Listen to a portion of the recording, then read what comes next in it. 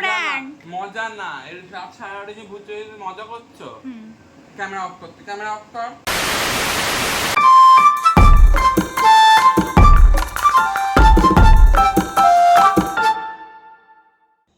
Hey everyone, welcome back to my channel and welcome to a new video.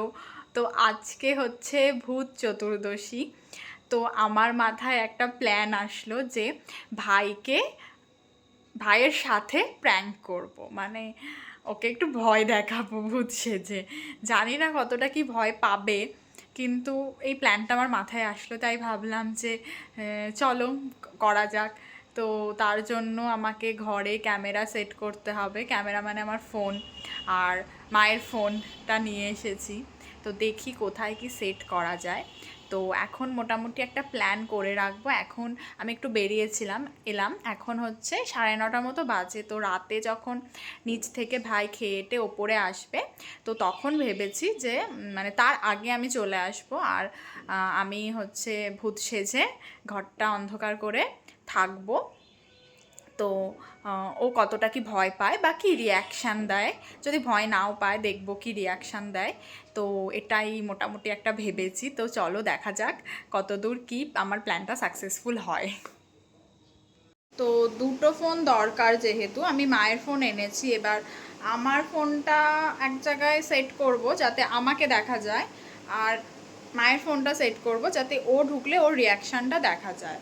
তো মোটামুটি এইটা যেহেতু দরজা, আমাকে ওর রিয়াকশান ক্যাপচার করার জন্য এরকম একটা কোথাও ফোনটা সেট করতে হবে।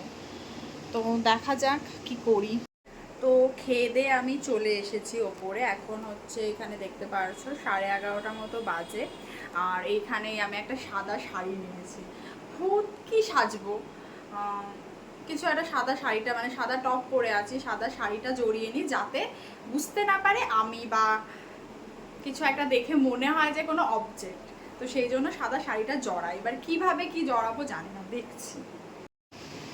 এই যে আমি এইভাবে শাড়িটাকে জড়িয়েছি, আর এইখানে মুখ টুক ঢেকে এরকম ভূত সেজে এরকম করে বসে থাকবো। আর কি সাজবো, ভয় দেখানো নিয়ে কথা। আর এইখানে এই টেবিলটা রেখেছি, এটার সাথে মায়ের ফোনটা সেট করব। তো এরকম একটা জায়গায় আমার ফোনটা সেট করলাম, আশা করি দেখা যাবে। আর এবার দেখি, ভিডিওটা অন করে রাখি, লাইটটা অফ করে জিরো লাইটটা জ্বালিয়ে দেবো। তো চলো ওয়েট করা যাক এবার ওর জন্য।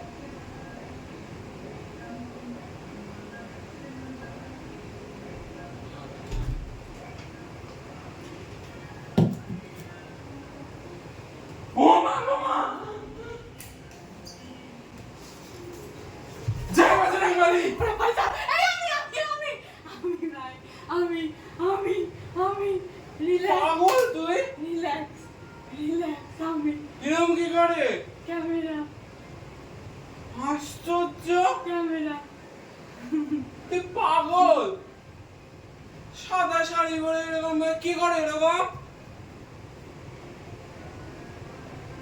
ভূত কে করে এরকম?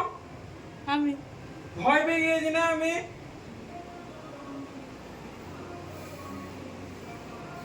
রাত 11:30 কি হচ্ছে এগুলো সব? হ্যাঁ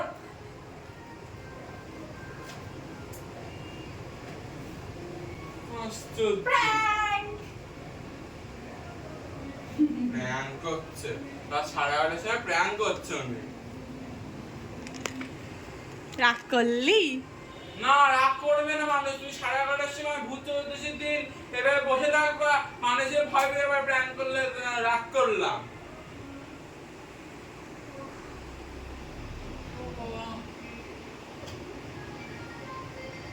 জল কই? নেই।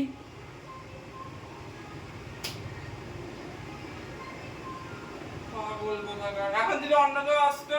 আসতো, সে ভয় পেত।